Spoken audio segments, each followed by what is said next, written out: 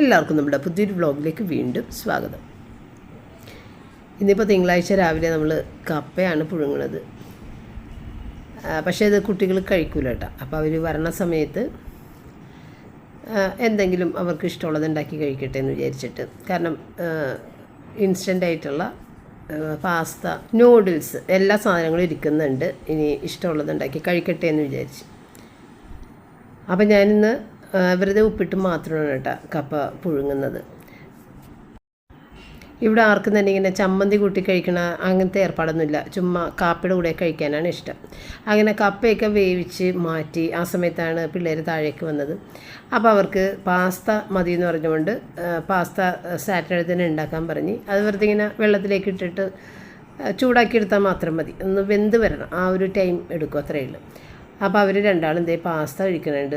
അപ്പോൾ തലേ ദിവസം ചേച്ചി കൊണ്ടുവന്ന് വെച്ച മുന്തിരിയെല്ലാം ഞാൻ കഴുകി അതിൻ്റെ തണ്ടെല്ലാം കളഞ്ഞ് അതും വെച്ചിട്ടുണ്ട്. അപ്പോൾ ഇന്നാണെങ്കിൽ മൊത്തത്തിൽ പച്ചക്കറികൾ തന്നെ ഉണ്ടാക്കാൻ പോകണം. ഇത് ആ കുടപ്പനാണ് കേട്ടോ, വാഴക്കുടപ്പനില്ലേ, അത് അരിഞ്ഞ് വെളിച്ചെണ്ണ ഉപ്പും പുരട്ടിയിട്ട് അങ്ങനെ വെച്ചിട്ടുണ്ട്. അല്ലെന്നുണ്ടെങ്കിൽ ഇത് കറ പിടിക്കുമല്ലോ. പിന്നെ അതിൻ്റെ അരക്കാനുള്ള അപ്പോൾ അത്രയും കാര്യങ്ങളൊക്കെ ചെയ്ത് കഴിഞ്ഞിട്ടാണ് പിന്നെ ഞാൻ കുളിക്കാൻ വേണ്ടിയിട്ടൊക്കെ പോയി കുളിച്ചുടുപ്പൊക്കെ മാറി വന്നത് കേട്ടോ. അപ്പോൾ ഇതിൻ്റെ ഇടയ്ക്ക് ഇപ്പോൾ ഞാൻ പുറത്ത് നിന്നാണ് അലക്കണത് കേട്ടോ. വാഷിംഗ് മെഷീനിൽ തുണി ഇടുന്നില്ല. വല്ല ബെഡ്ഷീറ്റ് കാര്യങ്ങളൊക്കെ വന്നാൽ മാത്രമേ ഇടുന്നുള്ളൂ. ബാക്കിയുള്ളതെല്ലാം ഡെയിലി ഞാൻ പുറത്തുനിന്ന് നമ്മുടെ ഗ്ലൗസ് കിട്ടിയിട്ടുണ്ടല്ലോ, അപ്പോൾ അതുകൊണ്ട് അത് ഇട്ടിട്ട് അലക്കിയിട്ട് എനിക്ക് കൈക്കൊന്നും കുഴപ്പമില്ല. അപ്പോൾ പെട്ടെന്ന് തന്നെ കാര്യങ്ങളും കഴിയുന്നുണ്ട്. നമ്മളുടെ വെള്ളം അധികം ചിലവാകില്ല. ഞാൻ ബോർവെൽ വാട്ടറിൽ കഴിയുന്നതുകൊണ്ട് തന്നെ നമ്മുടെ ടാപ്പ് വാട്ടർ ഒരുപാട് ആകുകയുമില്ല. അപ്പോൾ അങ്ങനെയുള്ള കാര്യങ്ങൾ കഴിഞ്ഞിട്ട് പിന്നെ അത് അപ്പം തന്നെ പെരക്കകം തുടച്ച് കഴിഞ്ഞിട്ടാണ് പോയി കുളിക്കുന്നത് കേട്ടോ. അപ്പോൾ ആ തുടക്കുമ്പോൾ ആ മോപ്പെല്ലാം കൂടി അലക്കിയ വെള്ളമൊക്കെ ഞാനവിടെ വെച്ചിട്ടുണ്ടാവില്ല. അപ്പോൾ അതിലൊക്കെ നല്ല വൃത്തിയായിട്ട് കഴുകാനും പിന്നെ അവിടെ ചുറ്റും ഒന്ന് കഴുകിടാനൊക്കെ സാധിക്കും ഈ വെള്ളം ഇങ്ങനെ ഒഴിച്ച്. അപ്പോൾ എല്ലാം കൊണ്ടും അത് നല്ലൊരു കാര്യമാണ്. പിന്നെ ഈ പറഞ്ഞ പോലെ ഡിറ്റർജൻറ്റിൻ്റെ ഒരു പ്രശ്നം കൊണ്ട് മാത്രമാണ് എനിക്കത് ചെയ്യാൻ പറ്റാതിരുന്നത്. അപ്പോൾ ഏതായാലും ആ ഗ്ലൗസ് അടിപൊളിയാണ്. അത് വെച്ചിട്ട് ഇപ്പോൾ എല്ലാ ദിവസവും ഇനി അത് പൊട്ടിക്കഴിഞ്ഞിട്ടുണ്ടെങ്കിൽ അകത്തേക്ക് നനവ് കയറും കേട്ടോ. പൊട്ടിയാൽ പിന്നെ കളയേണ്ടി വരും. ചെറിയൊരു ഹോള് വീണാൽ മതി, അത് കളയണം. അപ്പോൾ ഞാൻ നമ്മുടെ കുടപ്പിന് വേണ്ടിയിട്ടില്ലേ, തോരനാണെങ്കിലും അതിൻ്റെ അകത്തൊരു ഇത്തിരി പയറല്ല പരിപ്പ്, ചിലവർ പയറിടുക, ഞാൻ പരിപ്പായിരുന്നു. അപ്പോൾ പരിപ്പ് ഒരു 5 മിനിറ്റ് ഒന്ന് വേവിച്ചിട്ടുണ്ടായിരുന്നു. കൂടുതൽ വേവിക്കണ്ട, പിന്നെ പൊടിഞ്ഞു പോകുള്ളൂ. എന്നിട്ട് വെളിച്ചെണ്ണ ഉപ്പും പുരട്ടി വെച്ചിരുന്ന കുടപ്പൻ അതിനകത്തേക്ക് ഇട്ട് തേങ്ങയുടെ അകത്ത് ഞാൻ പെരിഞ്ജീരകവും പച്ചമുളകും ഇത്തിരി മഞ്ഞൾപ്പൊടിയും ചേർത്തിട്ടാണ് തേങ്ങ മിക്സിയിലൊന്ന് ഒതുക്കി എടുത്തിട്ടുണ്ടാകുന്നത് കേട്ടോ. എന്നിട്ട് അതിനവിടെ മൂടി വെച്ചിട്ടൊന്ന് പതിയെ അതൊന്ന് കഴുകിയ വെള്ളം കൂടി ഒഴിച്ച് നല്ല പോലെ ഒന്ന് വേടണമെങ്കിൽ ആ പരിപ്പ് വെന്ത് വരില്ല. അപ്പോൾ അതങ്ങനെ വേവിക്കാൻ വെച്ച് ഇനി അതിനകത്തേക്ക് വറുത്തിടണം.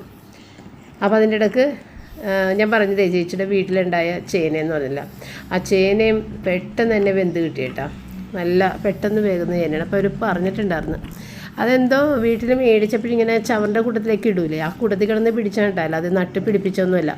അതുപോലെ തന്നെ കഴിഞ്ഞ ഓണത്തിന് ഞാൻ ഇവിടെ പൂക്കളം ഇട്ടപ്പോൾ ഈ ജമന്തിയുടെയും പിന്നെ എന്താണ് വാടർമല്ലി അതിൻ്റെയൊക്കെ വിത്ത് ഇങ്ങനെ ചവറ് എൻ്റെ ഇങ്ങനെ എല്ലാം കൂടി എടുത്തിട്ട് ഒരു ചെടിച്ചട്ടിക്കകത്തിട്ട് വെച്ചിട്ടുണ്ടായിരുന്നു. അതുമൊക്കെ എല്ലാം ഇവിടെ നിറയെ പൂവിട്ട് നിൽക്കണേന് കേട്ടോ. ഈ ഓണം ആയപ്പോഴത്തേക്കും, ഈ ഓണമല്ല കുറേ നാൾ മുമ്പ് തന്നെ, അധികം ശേഷിയില്ല, പൂവൊക്കെ ചെറുതാണ് എങ്കിൽ തന്നെയും കുഴപ്പമില്ല, പൂവിടുന്നുണ്ടായിരുന്നു. അപ്പോൾ എന്ന് പറഞ്ഞ പോലെയാണ് ഈ ഒരു ചേന വളർന്നു വന്നതെന്ന് ഞാൻ പറഞ്ഞതാണ്. പിന്നെ ഈ ഒരു കുമ്പളങ്ങയുടെ പീസ് നമ്മൾ ബിഗ് ബാസ്ക്കറ്റിൽ നിന്ന് മേടിച്ചതായിരുന്നു. അത് അത്ര നല്ലതായിരുന്നില്ല കേട്ടോ, ഇത്തിരി മൂത്തതൊക്കെ ആയിരുന്നു. പിന്നെ കുറച്ച് കളയാനും ഉണ്ടായിരുന്നു. ഒരു കളർ ചേഞ്ചൊക്കെ ആയിട്ട് ഒരു മഞ്ഞപ്പൊക്കെ ഉണ്ടായിരുന്നു. അപ്പോൾ കുറച്ചൊക്കെ കട്ട് ചെയ്ത് ഞാൻ കളഞ്ഞ്. അപ്പോൾ ഈ എന്താണ് വേരോട് കൂടിയിരിക്കുന്ന കപ്പ കേടാവൂലെന്നാണ് ചേട്ടൻ പറഞ്ഞത് കേട്ടോ, ചേച്ചിയുടെ ഹസ്ബൻഡ് പറഞ്ഞത്. എടുത്തില്ലെന്നുണ്ടെങ്കിലും കേടാവൂലെന്നാണ്. പക്ഷേ ഞാനിപ്പോൾ കഴിഞ്ഞ ദിവസം അത് എടുത്തപ്പോഴേക്കും അതിൽ ചറം പാഞ്ഞിട്ടുണ്ടായിരുന്നു. അപ്പോൾ വേരുണ്ടെന്നുണ്ടെങ്കിലും അത് കേടാകും എന്ന് തന്നെയാണ് എനിക്ക് തോന്നണത്. അപ്പം ഞാനിത് ഈ വീഡിയോയിലൂടെ പറയണ കാര്യം എന്ന് വെച്ച് കഴിഞ്ഞാൽ നമ്മുടെ ഈ ചക്കയും മാങ്ങയും കപ്പയും ഒക്കെ ഒരുപാടുള്ള സ്ഥലങ്ങളിൽ നിന്നുള്ള ആളുകളൊക്കെ ഈ വീഡിയോ കാണുകയാണെങ്കിൽ അവർക്ക് ഇതൊക്കെ അറിയാൻ പറ്റുമല്ലോ. വേരുള്ള ഇത് കപ്പ പെട്ടെന്ന് കേടാകുമോ ഇല്ലയോ എന്നൊക്കെയുള്ള. അപ്പോൾ അതറിയാനും കൂടി വേണ്ടിയാണ് ഞാനത് പറഞ്ഞത്.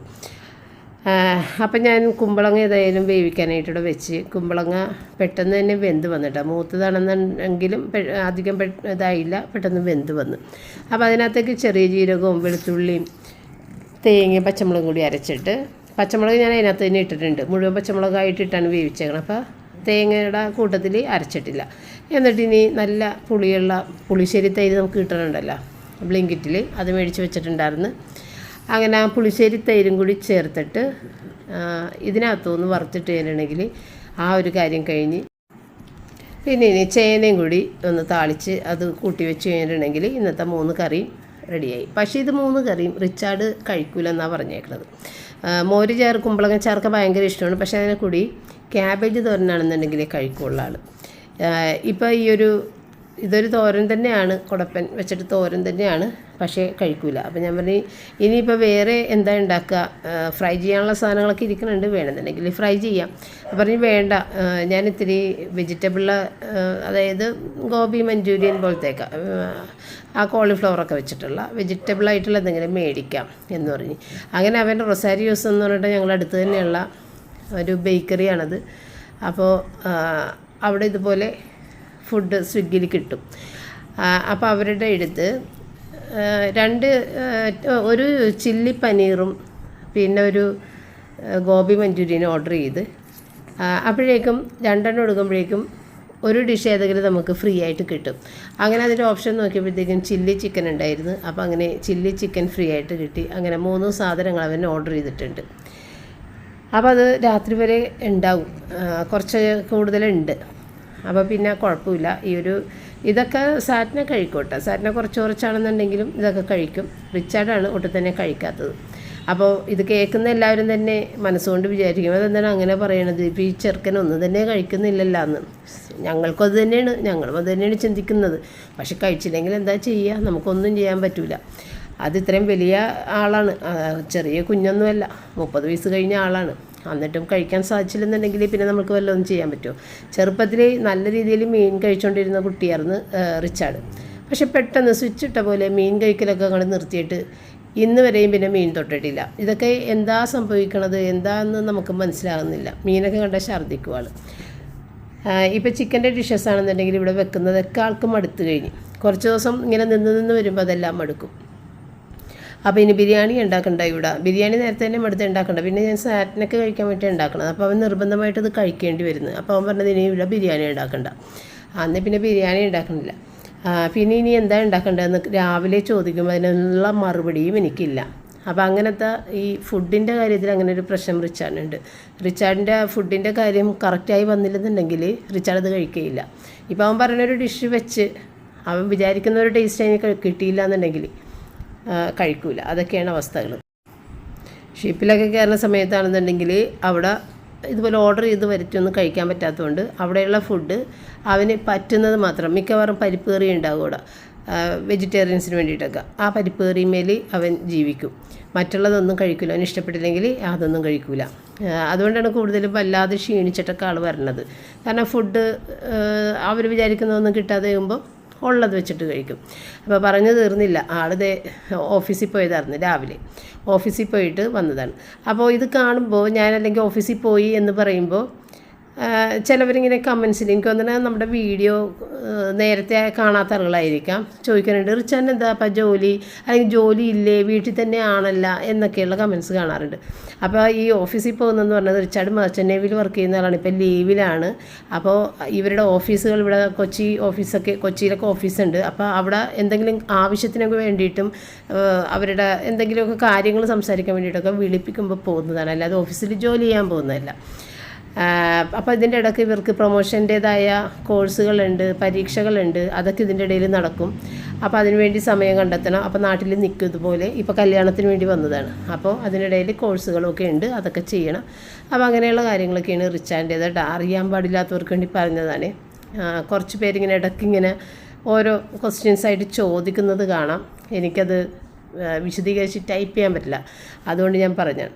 അപ്പോൾ റിച്ചാർഡ് പോയി വന്നു കഴിഞ്ഞിട്ട് എൻ്റെ അടുത്ത് അവൻ മേടിച്ച ഈ കാറ് വെക്കണ ഒരു സ്റ്റാൻഡാണ് ഇത്രയും നേരം പിടിച്ച് കാണിച്ചത്. അതിൽ ലൈറ്റ് ഉണ്ട്, അങ്ങനെയുണ്ട്, ഇങ്ങനെയുണ്ടെന്നൊക്കെ പറഞ്ഞ് അതിൻ്റെ വിവരണമാണ് നടത്തിയത്. അങ്ങനെ അത് കഴിഞ്ഞ് പിന്നെ ആൾ മുകളിലേക്ക് ഇത് സാറ്റിന് മുകളിൽ വർക്ക് ചെയ്യുന്നുണ്ടല്ലോ, അങ്ങനെ മുകളിലോട്ടൊക്കെ പോയി. അപ്പോൾ ഞാൻ എൻ്റെ ജോലികൾ കിച്ചൺ ക്ലീനിങ് ഒക്കെ ചെയ്യുന്നുണ്ട്. അപ്പോൾ ആ കപ്പ വേരോട് കൂടിയുള്ളത് ഞാൻ എടുത്ത് മാറ്റി വെച്ച്, കാരണം അത് ഇന്നിപ്പോൾ വേണ്ടല്ല, അടുത്ത ദിവസങ്ങളിൽ എടുക്കാമെന്ന് വെച്ചാൽ. അപ്പോൾ ഞാൻ ഒരു ദിവസം കഴിഞ്ഞ് ബുധനാഴ്ച ദിവസമാണ് എടുത്തത്. പിന്നെ അപ്പോഴേക്കും അത് നല്ല രീതിയിൽ ചറമ്പാഞ്ഞ് കയറിയിട്ടുണ്ടായിരുന്നു.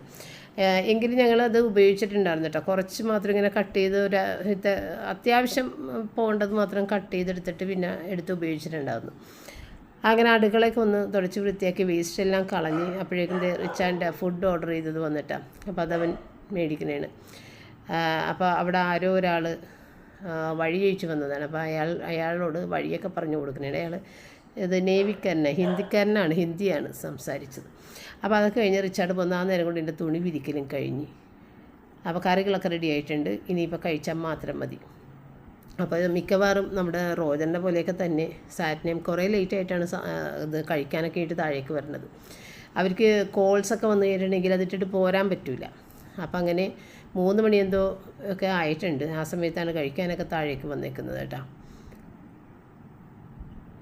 അങ്ങനെ ഞങ്ങൾ ഒന്നിച്ച് തന്നെ ഇരുന്നിട്ടാണ് ഫുഡ് കഴിച്ചിട്ടുണ്ടായിരുന്നത്. അപ്പോൾ പപ്പ കപ്പയും കൂടി എടുത്തവിടെ വെച്ചിട്ടുണ്ട്. പപ്പക്ക് ചോറിൻ്റെ കൂടെ കപ്പയും കൂടി കഴിക്കണം. പിന്നെ ദേ കഴുകി വെച്ച മുന്തിരി അവിടെ അങ്ങനെ തന്നെ ഇരിക്കുന്നുണ്ട്. അതിനകത്ത് നിന്ന് കുറച്ചായിട്ട് കഴിക്കുന്നുണ്ട് കേട്ടോ. പിന്നെ അന്ന് രാത്രിയോട് കൂടി അത് പകുതിയിൽ താഴെ ആയപ്പോഴത്തേക്കും പിന്നെ എടുത്ത് ഫ്രിഡ്ജിലോട്ട് വെച്ച് പിന്നെ സാവധാനം കഴിക്കാമെന്ന് വിചാരിച്ച്. ഭയങ്കര മധുരമുള്ള മുന്തിരി. അപ്പോൾ അത് ഇതാണ് കറികൾ കിട്ടിയേക്കുന്നത് കേട്ടോ. പിന്നെ വൈകുന്നേരം ആയപ്പോഴത്തേക്കും ചായ ഇടണമെന്നുണ്ടെങ്കിൽ പഞ്ചസാര വേണമായിരുന്നു. ഇവിടുത്തെ പഞ്ചസാര തീർന്നിട്ടുണ്ടായിരുന്നു. അപ്പോൾ ഈ ഉറുമ്പ് കയറുന്ന ഒരു ശല്യം. അപ്പോൾ അതിനെക്കുറിച്ച് കുറേ പേര് ഇങ്ങനെ വെള്ളത്തിലിറക്കി വെച്ചാൽ മതി, ഗ്രാമ്പു ഇട്ടാൽ മതി, അങ്ങനെയുള്ള ഗ്രാമ്പു ഒന്നും ഉറുമ്പിന് യാതൊരു മൈൻഡും ഇല്ല കേട്ടോ. പിന്നെ വെള്ളത്തിലിറക്കി വെച്ചാൽ എന്തായാലും ഉറുമ്പ് വെള്ളത്തിൻ്റെ കയറുമ്പോൾ തന്നെ വെള്ളത്തിൽ ചത്തു. പക്ഷേ നമ്മുടെ പഞ്ചസാരയിൽ വെള്ളം പോലെ താഴ്ത്തിങ്ങനെ ഉള്ളിലുള്ള പഞ്ചസാര ഇങ്ങനെ ഒരു വെള്ളം പോലെയാകും താഴെ ഭാഗം. അപ്പം അതുകൊണ്ട് ഞാനങ്ങനെ വെള്ളത്തിലിറക്കി വെക്കൂല. അല്ലെങ്കിൽ പിന്നെ വെള്ളത്തിൻ്റെ മീതയിലൊരു പാത്രം വെച്ചിട്ട് അതിൻ്റെ മീതയിൽ ഒക്കെ വെക്കണം. അങ്ങനെ കുറച്ച് പണിയാണ്. അതൊക്കെ വെക്കാനുള്ളൊരു സ്പേസ് നമുക്കവിടെ ഇല്ല. അപ്പോൾ അങ്ങനെ പഞ്ചസാര ഈ പറഞ്ഞ പോലെ ഇടക്ക് ഉറുമ്പ് കയറും, ഇടക്ക് ഉറുമ്പ് ഇറങ്ങിപ്പോവുകയും ചെയ്യും, ഉണ്ടാവില്ല, അങ്ങനെയൊക്കെ. അപ്പോൾ ഞാൻ കറികളെല്ലാം ഒന്ന് വേഗം ഒന്ന് മാറ്റി പാത്രമൊക്കെ ഒന്ന് കഴുകി വെച്ചിട്ട് എനിക്ക് വൈകുന്നേരം നടക്കാൻ പോകാനുള്ളതാണ്, പ്രാർത്ഥനയുണ്ട്. അപ്പോൾ അതിനൊക്കെ മുന്നായിട്ട് എൻ്റെ ജോലികൾ തീർക്കണം. ഇപ്പോൾ നടക്കാനൊക്കെ പോയിട്ട് വരുമ്പോഴത്തേക്കും വീണ്ടും അടുക്കളയിൽ പണി കിടന്നു കഴിഞ്ഞാൽ എനിക്ക് പിന്നെ ദേഷ്യവും, അത് ചെയ്ത് തീർക്കാൻ മടിയാകും, നടന്നു വന്ന ക്ഷീണം ഉണ്ടാകും, അങ്ങനെ. അപ്പോൾ അതുകൊണ്ട് നമ്മൾ ആ ചായ ഇടുന്ന നേരത്ത്, അത് തിളക്കുന്ന നേരത്ത് ഇതുപോലെ കിച്ചണിലെ കാര്യങ്ങളെല്ലാം ഒതുക്കി പാത്രങ്ങളിലാക്കി മാറ്റി വെച്ചതെല്ലാം ഒന്ന് കഴുകി ഒതുക്കണം. നമ്മളിൽ പലരും ചെയ്യുന്നൊരു ഫോൾട്ട് ഉണ്ട് കേട്ടോ. നമ്മളൊരാൾക്ക് ഒരു മെസ്സേജ് വിട്ട് അല്ലെന്നുണ്ടെങ്കിൽ ഒരു ഫോൺ കോൾ ചെയ്ത് അയാളതിന് പ്രതികരിച്ചില്ല. അപ്പം നമ്മൾ എന്ത് ചെയ്യും, ഒന്ന് കുറച്ച് നേരം ഒന്ന് വെയിറ്റ് ചെയ്തിട്ട് വീണ്ടും വിളിക്കുകയോ മെസ്സേജ് ഇടുകയോ, അവിടെ നമ്മുടെ വില പോയി കഴിഞ്ഞ്. ഒരാൾക്ക് നമ്മളൊരു മെസ്സേജ് ഇട്ട് അയാൾ കണ്ട് അല്ലെങ്കിൽ അറിഞ്ഞെന്നുണ്ടെങ്കിൽ അയാൾക്ക് നമ്മളോട് താല്പര്യം ഉണ്ടെങ്കിൽ ഉടനെ തന്നെ അതിൻ്റെ മറുപടി വരും. അല്ലെന്നുണ്ടെങ്കിൽ ഇത്തിരി നേരം വൈകിട്ടാണെന്നുണ്ടെങ്കിലും വരും. അങ്ങനെ കാത്തിരുന്നിട്ട് അതിന് മറുപടി അവർ തരുന്നില്ല എന്നാണെന്നുണ്ടെങ്കിൽ പിന്നെ നമ്മളതിനെ കോണ്ടാക്ട് ചെയ്യാൻ പോകരുത്. നമ്മളോട് താല്പര്യം ഇല്ലാത്തതുകൊണ്ടാണ് അവർ ആ മറുപടി തരാത്തതെന്ന് മനസ്സിലാക്കുക. വീണ്ടും വീണ്ടും നമ്മളുടെ വില കളയാൻ വേണ്ടിയിട്ട് വീണ്ടും അവരെ ചെന്ന് മെസ്സേജ് ഇടുകയും ഒക്കെ ചെയ്യുമ്പോൾ ഉണ്ടാകുന്ന വേറൊരു സംഭവം എന്ന് വെച്ച് കഴിഞ്ഞാൽ അവർക്ക് നമ്മളോടുള്ള വെറുപ്പ് കൂടിക്കൊണ്ടിരിക്കും. നമ്മൾ കുറച്ച് അകന്ന് നിന്നിട്ട് വീണ്ടും വന്നിട്ട് എന്തിനാണ് ഇങ്ങനെ ശല്യം ചെയ്യുന്നത് എന്നേ അവർ ചിന്തിക്കുള്ളൂ. അപ്പോൾ നമ്മൾ വിചാരിക്കുന്നത് ഇനി അവർ മറന്നു പോയിട്ടുണ്ടാവുമോ, അങ്ങനെയൊക്കെ. പിന്നെ വളരെ അത്യാവശ്യമുള്ള കാര്യമാണെന്നുണ്ടെങ്കിൽ ഈ പറഞ്ഞ പോലെ ചിലപ്പോൾ അത് മറന്നു പോകാനുള്ള സാധ്യത ഉണ്ട്, ഇല്ലാതില്ല. അത്യാവശ്യ കാര്യങ്ങളാണെങ്കിൽ വീണ്ടും ഒന്നുകൂടി കോണ്ടാക്ട് ചെയ്യാം. അല്ലാതെ വെറുതെ വിശേഷം ചോദിക്കാനും അനാവശ്യമായ കാര്യങ്ങൾ സംസാരിക്കാനും വേണ്ടിയിട്ടാണ് നമ്മൾ കോണ്ടാക്ട് ചെയ്തതെങ്കിൽ പിന്നെ കോണ്ടാക്ട് ചെയ്യാതിരിക്കുക. എന്നാലേ നമ്മൾ നിശബ്ദമായി നിൽക്കുമ്പോൾ മാത്രമേ അവർ നമ്മളെക്കുറിച്ച് ഓർക്കുള്ളൂ. ഞാൻ മറുപടി കൊടുക്കാഞ്ഞിട്ടും അവരൊന്നും പറഞ്ഞില്ലല്ലോ. അപ്പോൾ നമ്മൾ ഈ നിശബ്ദമായിട്ട് നിൽക്കുക എന്ന് പറഞ്ഞാൽ ഞാൻ എപ്പോഴും പറയൂലേ, അതാണ് ഏറ്റവും വലിയ ഒരു കരുത്തെന്ന് പറയുന്നത്. അല്ലാതെ വീണ്ടും വീണ്ടും നമ്മൾ ചെന്ന് അങ്ങനെ സംസാരിക്കാനും കോണ്ടാക്ട് ചെയ്യാനും നിൽക്കുന്നതിനേക്കാളും നല്ലത് മിണ്ടാതെ നിൽക്കുന്നതാണ്. പക്ഷേ മിണ്ടാതെ നിൽക്കാൻ ഭൂരിഭാഗം ആളുകൾക്കും പറ്റൂല. അവർ ചോദിച്ചതിന് മറുപടി കിട്ടിയില്ലെങ്കിൽ അതൊരു നാണക്കേട് പോലെയും വിഷമം പോലെയും ഒക്കെ മനസ്സിൽ കിടന്ന് ഇങ്ങനെ പെരുക്കും. അപ്പോഴവർ വീണ്ടും ഒന്നുകൂടി ഒന്ന് തോണ്ടി നോക്കും. അപ്പോൾ അവർ വീണ്ടും മിണ്ടാതെ നിൽക്കുമ്പോൾ കൂടുതൽ വിഷമത്തിലേക്ക് നമ്മൾ പോകും. അപ്പോൾ അങ്ങനെ ഈ വിശേഷങ്ങൾ ചോദിക്കാനും പറയാനും ഒക്കെ നമ്മൾ കോണ്ടാക്ട് ചെയ്യുമ്പോൾ വളരെയധികം നമ്മൾക്കൊരു വാല്യൂ കൊടുക്കുക, നമ്മുടെ വില അവിടെ കളയാതിരിക്കുക. ഇതൊക്കെ ഞാൻ മിക്കവാറുമൊക്കെ പറഞ്ഞത് തന്നെയാണ് കേട്ടോ. അപ്പോൾ വൈകുന്നേരത്തെ ചായ ഞങ്ങൾ സ്നാക്സൊക്കെ എടുത്തിട്ടൊക്കെ കഴിക്കണേ. ചേച്ചി കൊണ്ടുവന്ന സാധനങ്ങളൊക്കെയാണ്, അതൊക്കെ എടുത്ത് കഴിക്കണേണ്. ചായ ഇവിടെയെല്ലാം കഴിഞ്ഞതിന് ശേഷം പിന്നെ 7 മണിക്ക് മുമ്പേ 6:45 തന്നെ പ്രാർത്ഥന തുടങ്ങിയിട്ടുണ്ടായിരുന്നു. അങ്ങനെ പ്രാർത്ഥന കഴിഞ്ഞ് പിന്നെ ഞാൻ നേരെ ഗ്രൗണ്ടിലേക്ക് പോയി. ഗ്രൗണ്ട് എന്ന് പറഞ്ഞു കഴിഞ്ഞാൽ ഇപ്പം നമ്മളുടെ ഗ്രൗണ്ടിൽ കയറാൻ പറ്റാത്ത അവസ്ഥയിൽ അവിടെ ലൈറ്റുമില്ല, കാട് കയറി ഭയങ്കര ചെളിയൊക്കെ ഇട്ട് നമ്മൾ തെന്നി വീഴും, ആ ഒരു അവസ്ഥയിലാണ്. അപ്പോൾ അതുകൊണ്ട് ഞാൻ ആ ഗ്രൗണ്ടിൽ പോകാറില്ല. ഇപ്പോൾ നമ്മൾ വലിയ ഗ്രൗണ്ടിലേക്കാണ് പോകുന്നത്. അത് നമ്മുടെ വീട്ടിൽ നിന്ന് കുറച്ചും കൂടെ മുന്നോട്ട് നടക്കണം. നിങ്ങൾക്ക് അറിയാമെന്ന് തോന്നുന്നുണ്ട്, ഞാൻ പകൽ സമയത്തൊക്കെ ഇത് കാണിക്കാറുണ്ട്. അപ്പോൾ ഇത് നടപ്പ് കഴിഞ്ഞ് 4 കിലോമീറ്ററാണ് നടക്കുന്നത്. 4 കിലോമീറ്റർ കഴിഞ്ഞതിന് ശേഷം പിന്നെ കറങ്ങി നമ്മൾക്ക് ഇറങ്ങി പോകണമല്ലോ. അപ്പോൾ അതിന് വേണ്ടിയിട്ട് നടന്ന സമയത്താണ് ഞാൻ വീഡിയോ എടുത്തത്. കഴിഞ്ഞൊരു ദിവസം ഞാൻ നമ്മുടെ പഴയ ഗ്രൗണ്ടിൽ, അതായത് ഇപ്പം ഞാൻ വഴി കൂടിയാണ് നടന്ന് ഇരുന്ന് വെച്ചത്. അപ്പോൾ വണ്ടി ഇടിക്കാനുള്ള നല്ല സാധ്യതയുണ്ട്. ഇതാണ് കേട്ടോ ഗേറ്റ്, ഗ്രൗണ്ടിൻ്റെ ആ ഗേറ്റിൽ നിന്ന് ഞാനിപ്പോൾ പുറത്തേക്ക് ഇറങ്ങിയതാണ് കേട്ടോ. ഇനി നമ്മളെ വീട്ടിലേക്ക് അങ്ങോട്ട് നടന്ന് പോകണം. അപ്പോൾ ഞാൻ കഴിഞ്ഞ ദിവസം ഞാൻ പറഞ്ഞില്ല, വഴിയിൽ നടന്നിട്ട് പിന്നെ വിചാരിച്ചു ഒന്ന് ഗ്രൗണ്ടിൽ കയറി നോക്കാം, നമ്മുടെ പഴയ ഗ്രൗണ്ടിൽ ഞാൻ നടക്കുന്ന ഗ്രൗണ്ടിൽ കയറി നോക്കാമെന്ന് വിചാരിച്ച് അങ്ങനെ കയറി ഒരു റൗണ്ട് 1/4 ഭാഗമായി. ചെന്ന് കഴിയുമ്പോഴത്തേക്ക് ലൈറ്റ് ഇല്ലാത്തതുകൊണ്ടേ അവിടെ ഒരു തലക്ക് സ്വസ്ഥതയില്ലാത്ത ഒരാൾ, അയാൾ ഭയങ്കര തമിഴാണ് അയാൾ പറയുകയും ചെയ്യണം. അയാളവിടെ കുത്തിയിരിക്കണം. ഞാൻ കണ്ടും കൂടി ഇരുട്ടായതുകൊണ്ട് പേടിച്ച് പോയി പെട്ടെന്ന് തിരിഞ്ഞാൽ നടന്ന്. അതോടുകൂടി ഇനി ഈ വഴിയിലും ഈ ഗ്രൗണ്ടിലും നടക്കൂലെന്ന് തീരുമാനമായി. ഞാൻ ഈ വലിയ ഗ്രൗണ്ടിലേക്ക് പോയ കാര്യം ഇതാണ്. അപ്പോൾ പപ്പക്കാണെന്നുണ്ടെങ്കിൽ ഭയങ്കര ടെൻഷനാണ് ഞാൻ ഈ ഗ്രൗണ്ടിലേക്ക് പോരുമ്പോൾ. പപ്പക്ക് അങ്ങനെ കൂടെ വരാനൊന്നും പറ്റില്ല. ഒന്നത് റൂബിനെയും കാത്തിരിക്കുകയും ചെയ്യണം. പിന്നെ പപ്പ അങ്ങനെ ഒരുപാട് നടക്കുകയൊന്നുമില്ല. അതുകൊണ്ട് പപ്പ വന്നു കഴിഞ്ഞാൽ പപ്പക്ക് ബുദ്ധിമുട്ടാണ്. അതാണ് പപ്പ വരാത്തത്. എങ്കിലും പപ്പക്ക് ടെൻഷനാണ്. എൻ്റെ അടുത്ത് പോകണ്ടെന്ന് പറയാനും പറ്റില്ല. കാരണം ഇതൊരു ആരോഗ്യ പ്രശ്നമാണല്ലോ, നമുക്ക് ഹെൽത്തല്ലേ ഏറ്റവും അത്യാവശ്യം നോക്കേണ്ടത്. അപ്പോൾ അത് തടഞ്ഞു കഴിഞ്ഞാൽ പ്രശ്നമല്ലേ എന്ന് വിചാരിച്ച് പപ്പ മിണ്ടാതിരിക്കണേ. എങ്കിലും ഞാൻ പോകുന്നുണ്ട്. കുട്ടികൾ 2 പേരും എന്നെ കൂടി വരാം എന്ന് പറയുമെങ്കിലും അവർക്കങ്ങനെ ഈ ഒരു സംഭവത്തിൽ പങ്ക്ച്വാലിറ്റി കാണിക്കാൻ പറ്റില്ല എന്നുള്ളത് എനിക്ക് വ്യക്തമായിട്ട് അറിയാം. അപ്പോൾ അതുകൊണ്ട് തന്നെ കുട്ടികളുടെ പുറകെ കൂടിയാൽ എൻ്റെ ഈ നടപ്പ് മുടകുമെന്ന് അറിയാം. അപ്പോൾ റിച്ചാർഡ് പറഞ്ഞു, മമ്മി നമുക്ക് 7 മണിക്ക് പോകാം. ഈ വഴിയുടെ അവസ്ഥ ഇതൊക്കെയാണ് കേട്ടോ. ഇപ്പോൾ മഴയൊക്കെ പെയ്താകെ നാശമായി കിടക്കണേ. അപ്പോൾ നമുക്കൊന്നിച്ച് പോകാം മമ്മി. സാറ്റങ്ക് ഷൂസും ഒക്കെ മേടിച്ച് വെച്ചേക്കണേണ് നടക്കാൻ. പക്ഷേ ഇതുവരെയും നടക്കാൻ ഒരു ദിവസം പോലും നടക്കാൻ സാധിച്ചിട്ടില്ല. ഒരു ദിവസം റിച്ചാർഡിൻ്റെ കൂടെ വന്ന് നടന്ന് അതോടുകൂടി നീര് വീണെന്ന് പറഞ്ഞ് ആളും നടപ്പ് നിർത്തിയിട്ടുണ്ട്. ഇനിയിപ്പോൾ ഞാൻ ഒറ്റയ്ക്ക് തന്നെ പോകേണ്ടി വരുമെന്നുള്ളത് എനിക്കറിയാം. അതുകൊണ്ട് പിന്നെ ഞാൻ ആരെയും നോക്കാറില്ല, ഞാൻ പോയി നടന്നിട്ടൊക്കെ വരും. നമ്മൾക്ക് എന്തെങ്കിലും വന്നു കഴിഞ്ഞാൽ അത് അവർക്ക് തന്നെയല്ലേ ബുദ്ധിമുട്ട്. അപ്പോൾ അതുകൊണ്ടാണ് ഒരുവിധം ഈ ഒരു നടപ്പെങ്കിലും നമ്മൾ ചെയ്തില്ലെന്നുണ്ടെങ്കിൽ അത് നമ്മുടെ ഹെൽത്തിനെ ബാധിക്കും എന്നുള്ള ഒരു ഭയം. അപ്പോൾ അത്രേ ഉണ്ടാകുന്നുള്ളൂ. അപ്പോൾ ഇത് വീടെത്തി. നമ്മുടെ റൂബിക്കുഞ്ഞ് അവിടെ കാവലായിട്ട് നോക്കിയിരിപ്പുണ്ട്. കുട്ടികൾ താഴേക്ക് വന്നിട്ട് പോലും ഇല്ല കേട്ടോ. ഇപ്പോൾ ഏകദേശം 8:30 മണി കഴിഞ്ഞിട്ടുണ്ട്. കാരണം ഇവിടുന്ന് ഞാൻ പ്രാർത്ഥന കഴിഞ്ഞ് ഡ്രസ്സ് മാറി ഇത് ഷൂസും സോക്സും ഈ ഹെഡ്ഫോൺസും ഒക്കെ സെറ്റ് ചെയ്ത് പിടിച്ചിറങ്ങുമ്പോൾ തന്നെ കുറേ നേരം പോകും. പിന്നെ അവിടെ നടന്നെത്താനൊരു സമയം, അവിടെ നിന്ന് തിരിച്ച് നടന്ന് വീട്ടിലെത്താനൊരു സമയം. അപ്പോൾ റൂബിക്കുഞ്ഞ് എന്നെ കണ്ട് ഹാപ്പിയായി. ഇനിയിപ്പോൾ അടുത്തത് ഡിന്നർ, പിന്നെ കിടക്കുക, അത്രയേ ഉള്ളൂ. അപ്പോൾ ഇത്രേ ഉണ്ടാകുന്നുള്ളൂ. വീഡിയോ വൈൻഡപ്പ് ചെയ്യുന്നത്. ഇനി നമ്മൾക്ക് നാളെ വീണ്ടും കാണാം. താങ്ക്